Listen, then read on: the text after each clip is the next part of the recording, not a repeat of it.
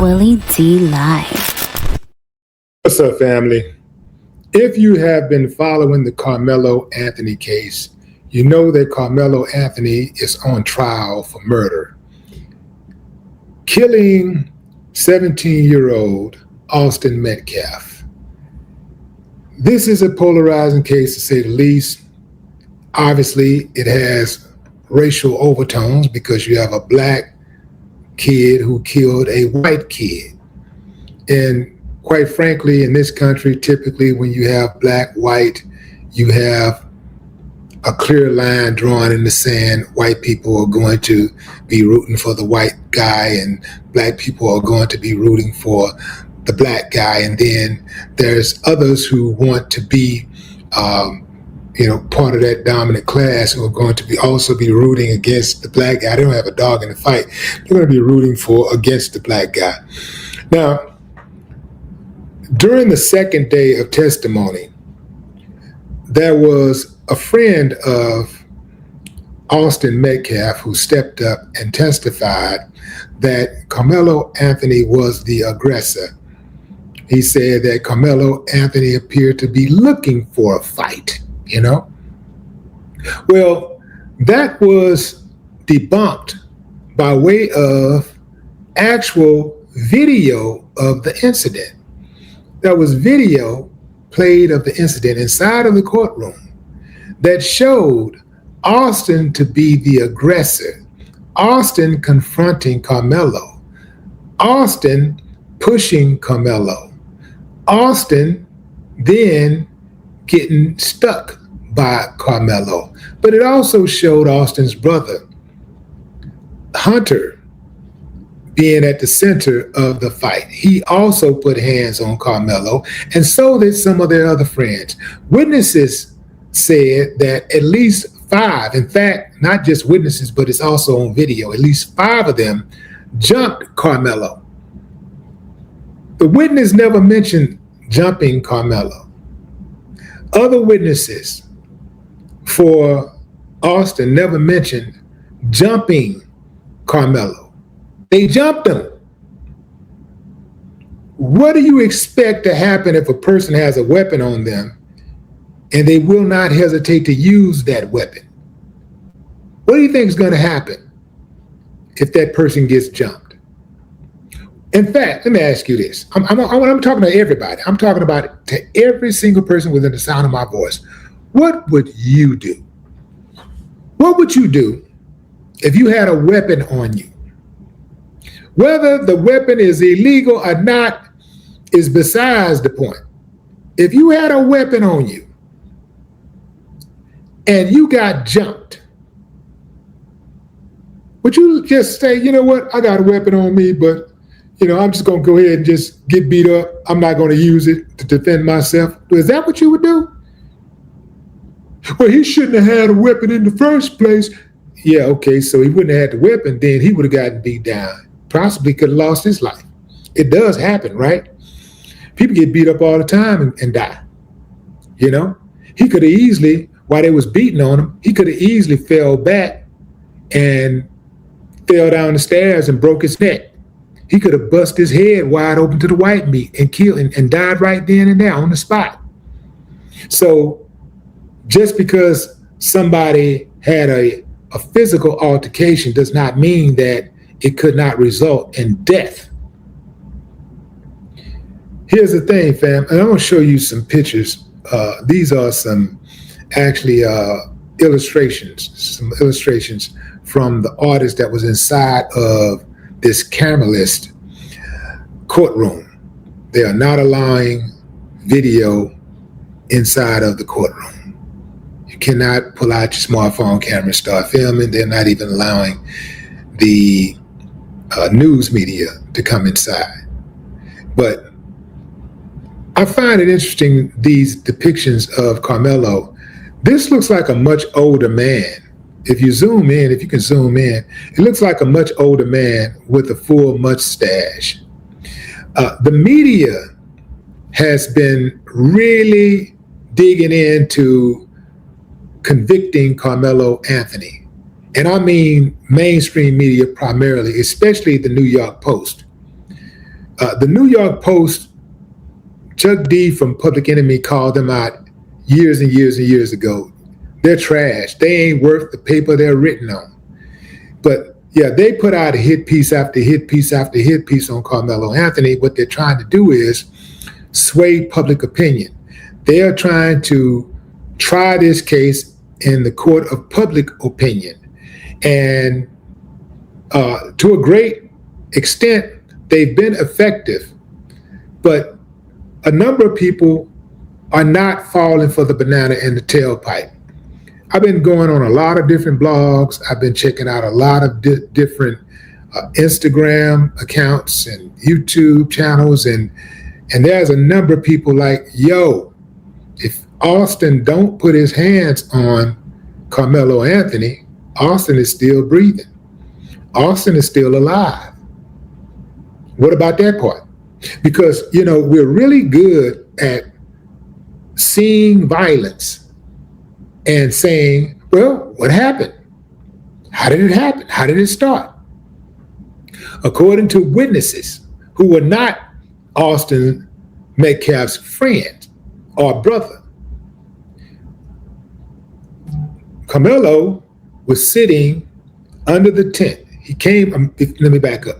He went to go sit under the tent, and he asked someone there for permission to sit under the tent. He said, can I sit under the tent? They made it seem like he just came over there and hijacked the tent. A witness said Karmelo went over to the tent and asked, could I sit under here because it was raining? He wanted to shield himself from the rain, so they allowed him to sit there. So he's sitting there and he's chopping it up with one of his buddies. And here comes Austin, big bad Austin. Hey, what are you doing over here? You're not supposed to be over here.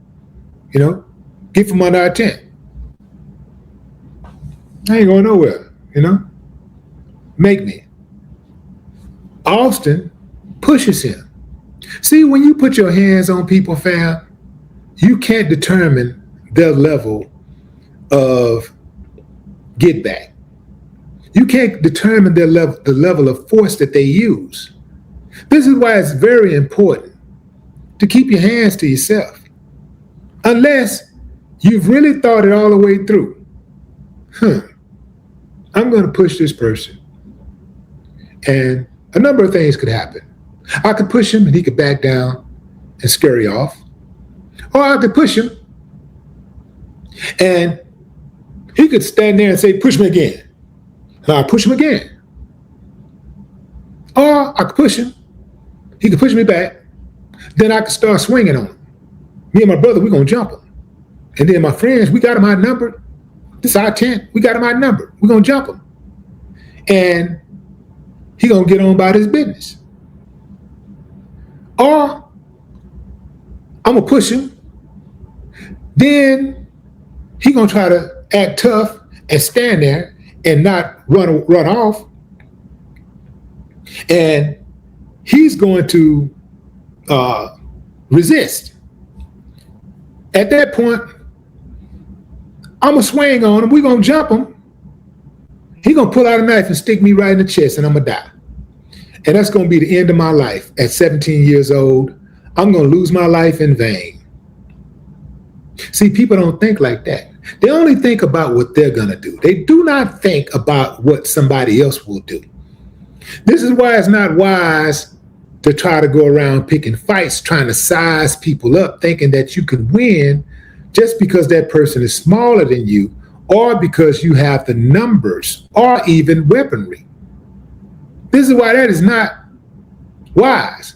You know why I never picked on people smaller than me? Not me, besides the fact that I just have common respect for people, or I just have a common respect for people, period. But I was smaller than most dudes most of the times that I had a fight. I was a smaller person. And I would convincingly beat down the biggest dudes. 200 pounds plus 250, it didn't matter. I convincingly would beat them down. So I know if I can do it, then, and I'm being underestimated, There's others who are being underestimated. So you don't underestimate anybody. A 5-year-old can kill you. Yeah. A 5-year-old has enough pressure, has enough power to squeeze a trigger. It's happened many times. Now, not necessarily a 5-year-old going to say, I'm going to go kill this person, but playing with guns. And sometimes, actually, it's been a couple times where a 5-year-old actually shot somebody and meant to shoot him, not understanding really the details or the real consequences of their actions, but they did it anyway. So I'm saying you can't underestimate anybody. Some of you dudes out there, y'all like to put your hands on women. Bad idea. Because not all of these women are going to accept you just putting your hands on them. A lot of these women are packing now. They got that fire. And they will light you up. Yeah. I'm seeing this happen more frequently. Like, as the days pass, more and more dudes are going to the morgue, getting a wire cut in their chest because they underestimated that woman that they attacked. Yeah, it's happening. It's happening more frequently. See, everybody is not going to accept being bullied. Everybody's not going to accept you going upside of their head, especially for no reason. So you got to be careful with that.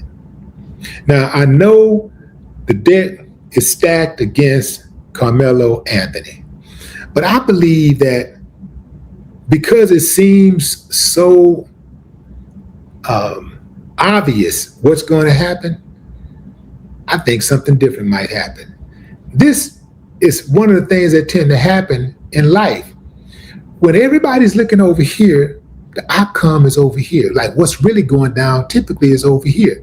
So I like to play the odds, and I like to look at things, with a different eye, And I know everybody's looking like, oh man, it's bad. He cooked, he done. Man, they got him.